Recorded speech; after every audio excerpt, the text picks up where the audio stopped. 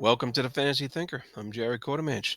Today, we are doing episode number 6 of Comics versus Prose. Uh, Number 6 of Assassin's Apprentice came out, and I got that, and I'm comparing it to chapter 6 in Robin Hobb's excellent novel so far called Assassin's Apprentice.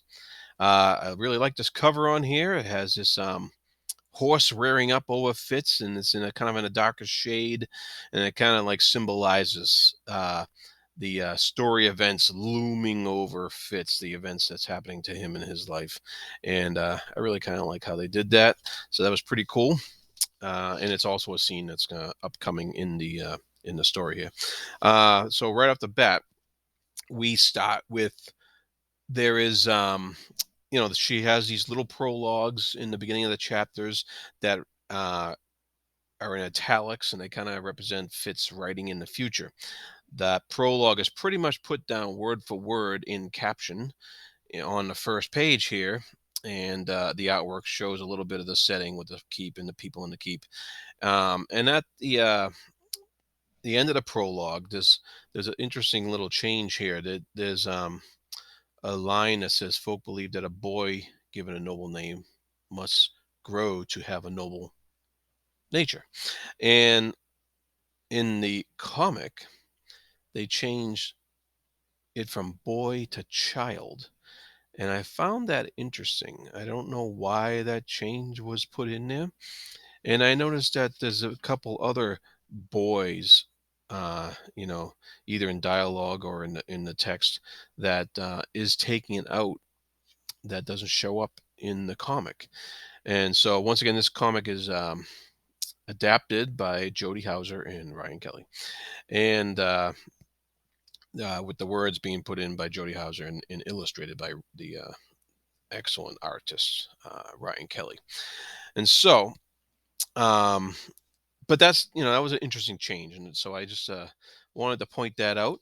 Um, at the end of the first page, there's some of the dialogue that is taken from this first chapter, this first setting in the book, is actually dialogue that's much further on in the novel. It's like over a page later, and they skip over a lot of like little history of time going by that Hobb explains in the book that is kind of just hinted at in some of the pictures, and the artist just does a wonderful job of making Fitz look just that tiny bit older, like a year older. And it's amazing. You wouldn't think that um, an artist could put that much difference into a boy who's still a boy, and but yet look a year older. Maybe that's easier to do with children than adults. Of course, it is, but I find it amazing that an artist can do that. So that's very good job by the artist. Like I said, some of the dialogue, once all that descriptive stuff that Hobb is in here, the dialogue is pretty much taken word for word out of there. They don't vary it too much at all. There's some instances in here that you get a little insight into what Fitz is thinking, and sometimes in the artwork there's a box that reflects that he is thinking, or he's staring off or something like that. And you kind of get an idea that that's what's happening. In the book, of course, Fitz is narrating it so he can explain his own thoughts. So you don't get that in the comic. The comic, like I said before, is kind of a bit third person when it comes to showing you some of the events. When they do the captions, it still fits in first person, but they relay a lot of stuff in pictures in the comic, as they should. And so we move on to page two, and then we get that dialogue between Fitz and his instructor, the scribe Fed Fedrin. Yeah. So um, then we move on to Fitz is with Shade again, and Shade, um, of course, does not want does not allow he's not going to allow Fitz to basically be a scribe for this teacher, which the teacher proposed to him. And the dialogue there is once again taken from the book from Shade, and Shade explains to him how what would happen if he was to do this.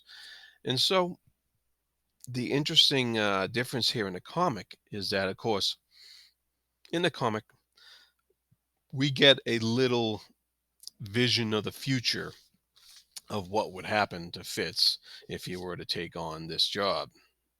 Yeah, he'd be dead. And once again they do that future vision as in that tone of red, which they've been doing consistently throughout the whole series. So that's very well done there. And Fitz doesn't like that. So, and well, it's not that he doesn't like it. He's just like he just doesn't understand. Like why would people want to kill me? And so Shade is trying to figure it out. He's trying to explain it to him, and he's a bit more talkative than he usually is, and it's kind of explained in the book here as Fitz is kind of trying to um, explain his perception of what he thinks Shade was thinking. And so the Fitz Shade gives him a little lesson, a little lesson of history and stuff, and a little lesson about geography and places and what different peoples and stuff like that are, and what they may be like and what they're looking for politically. And it's kind of cool because in the comic they put a little he draws a little map of the land once again, and it's kind of in this sepia tone. And he also draws a little uh, scene of like Verity and trying to be diplomatic, um, and explains that he's actually not that good at it. So that all gets explained, and then that dialogue goes on for a couple pages and a couple pages in here, and then you suddenly Shade starts talking about something else in the comic. In the book, he does that too, but in the book, Hobb goes on to explain some of the things that Shade is talking about. He's talking about poisons. He's talking about different uses for herbs and plants and what have you, and how they affect people and what they do. And then um, and so that was kind of interesting that that the comic didn't feel like it needed all that information. Fitz is going to look for stuff for Fedren, yeah. And so there's some captions here that actually are repeated word for word from the book, and for about half a page. And then he runs into a woman who he's giving some coins to, and I thought it was interesting because, like, in the book, the woman says a word. Well, in the comic, the woman says a word called "kepit," and you see Fitz handing her, some money, and I didn't know what that word meant. Of course, it seems to be another language, and I thought, oh, she's just saying like thank you or something in another language. But in the novel, it gets explained as the woman starts yelling it over and over again, and like it's drawing attention. It's kind of and you kind of like, wait a minute. I thought it was just some kind of different language. This actually means something. And like people started telling her to be quiet and stuff as he's walking away. And so I wonder why the adapters of the comic chose to keep some of that information out. In the comic, it's really not portrayed as any big kind of a deal, other than giving you the word. So maybe that word pops up later again in the story. Right now, in the comic, we don't know why. In the book, you're given a little more mystery um, and tension around that word. So then we come to where he notices his old companions from his previous forays when he was younger into the city, and that is the girl Nosebleed, um, which he cries out when he sees her. Now, the artist gives a little vision of what the past Nosebleed looked like compared to what she looks like now. And I thought he just did a great job once again of aging her the year that they've been apart. And very well done. And because in the book it's just in Fitz's head, like, oh wow, I haven't seen her in a while, and she looks a little different. So the artist did a great job of doing that. There's some dialogue between them that's captured directly from the book. And there was one section where, at first, Nosebleed is kind of ignoring him and saying, I don't know you. And Fitz gets that, doing that magic thing again, where he's getting these impressions, stranger fear, and it's from her. And I was like, oh wow, that's only they only kind of showed that kind of stuff with like animals before in the comic, you know, other than when he was facing off against Burek or facing off against somebody else.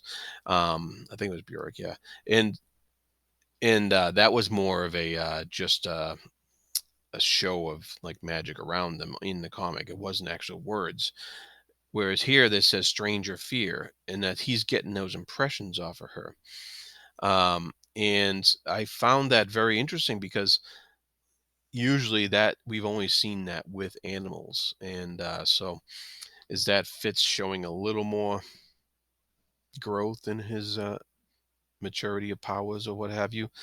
Um, and in the book, it's not, once again, it's not made that big a deal of. So I was kind of interested by that because they, that those the comic has these strange these words, and this, the strange word bubble around is not drawn like a circle like most word bubbles. And so there it is again. We have that little slight difference from the book to the comic. Once they figure out, who they are, and they start talking like that, there's a lot of once again dialogue taken straight from the book for a couple pages, and we go on a couple pages in the comic. It's really like pretty much word for word, as we go on here. And uh, let's see. Once we get, they go to her house.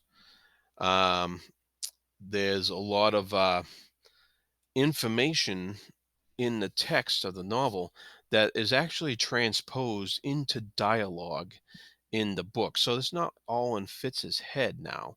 We're actually, because he's looking around her house, he's noticing a bunch of stuff. He notices her father's very sick and probably won't last too long because he's now schooled in the arts of what, dead people might look like. And so we're also getting a lot of dialogue and stuff that is actually, instead of them instead of the description, they're commenting on what stuff around them. And then he gets the letter or what have you that's left by her mother, reads it to her, and that's a very nice scene there. um, and then there's some stuff that's descriptive in the book that's very well shown in the artwork. You can see it all in the background if you look closely enough. All the stuff that they talk about in the book as far as background description and detail is put very well into the pictures. So then we get to the part where the cover scene there, where Fitz is run down or almost run down by um, Verity and, oh, what's the other, Regal, the brothers. And the scene in the comic is once again very well matches up with the book, and it's very well done. Um, the this is a big scene in the comic. He finds out his father's dead. You guys know this is all spoiler stuff, right? I hope so. He finds out his father's dead, and in the way he finds out is not the best in the world. So they do that scene very well in the comic, matching it up with the book very well for like 4 pages, and it's like three written pages in here. Um, the thing that happens that threw me for a loop here is this: when that scene ends, the chapter 6 ends in the book, and there's still 4 pages left. And I'm like, oh, I was hoping it was going to be like a clean break, but no, it's not. So I read on into chapter 7, and like there's that little prologue there that's not mentioned in the comic. Oh, okay. And then when it gets into the main story in the book, um, it goes right into the uh, the comic here, and they pretty much do what they've been doing. They copy a lot of words in here. They fill in a lot of the description in the book with the background artwork and stuff like that. Facial expressions are done so well that you can practically read them. And if you were to describe the facial expressions in the comic, you pretty much would be using the words that Robin Hobb used in here. That's how well it's done, and I was very pleased with that. And so they pick and choose some dialogue on the next couple pages that um, that the adapters feel is important. I don't think they really leave out anything that's super duper, gonna ruin the story or anything like that. Um, there was one section where um, Shade is going over um, possibilities. He's going over possibilities of how his father could have died and who could have been responsible. And Fitz makes this leap, this intuitive leap, that it was the Queen who ordered this. Um, in the comic, he just says there's no evidence, to make such a thing. You may feel that way, but there's no evidence. In the book, there's actually he actually goes into all the different ways and possibilities that um, Chivalry could have died, his father. And so there's a lot more, thinking out there.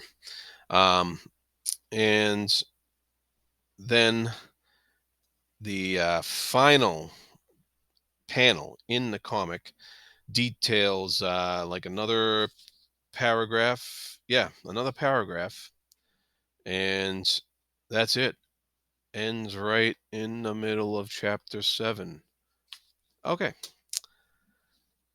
So I have a question for you, listeners. I know this video has gone on probably a lot longer than a lot of my other ones, but this was important.